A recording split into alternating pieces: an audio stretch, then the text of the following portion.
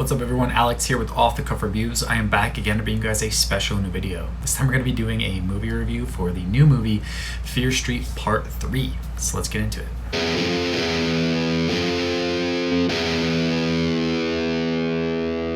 So Fear Street Part 3 sees the return of the same director, and it looks like some of the same writers, as well as a lot of the same cast. This time it's set in the 1600s, but it does go between the worlds of the different movies, if that makes sense. Right off the bat, I will say that I really do like the costume choices as well as the set pieces that they put in this. It does feel like it is part of that time frame, and that's some of my favorite parts of the movie. Here's the synopsis.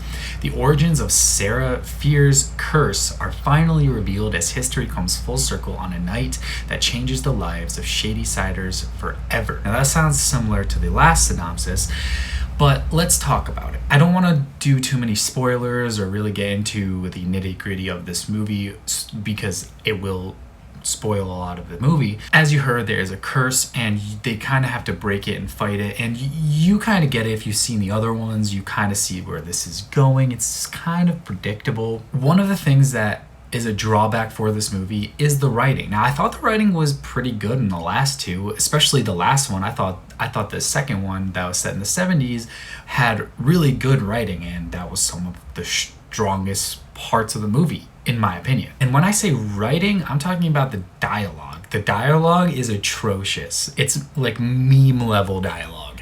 This is like they think that everybody in the 1600s talked like they were like contemplating their existence every single second, and it's like that's not how they spoke, and it's very unnatural. I understand that back in the 1600s they did speak slightly different than the way that we do now because we were a lot more relaxed, but they still didn't just contemplate their entire existence every time they spoke.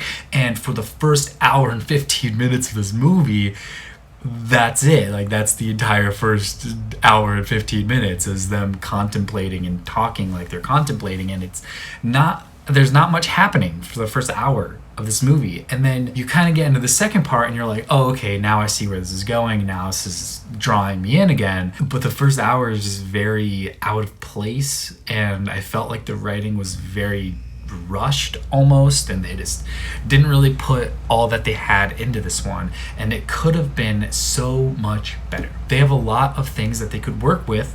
They could have made this a lot scarier. They could have made this a lot gorier, I guess, and they could have really played into this whole 1600s witch era, but they didn't. It was more or less like I feel like they didn't really understand the assignment here with this one, but I do appreciate that they tried, and they did an okay job, especially in the second half of the movie. I felt like all of the actors did a good job in their respective roles. Even though they didn't have too much to work with, they still did a good job.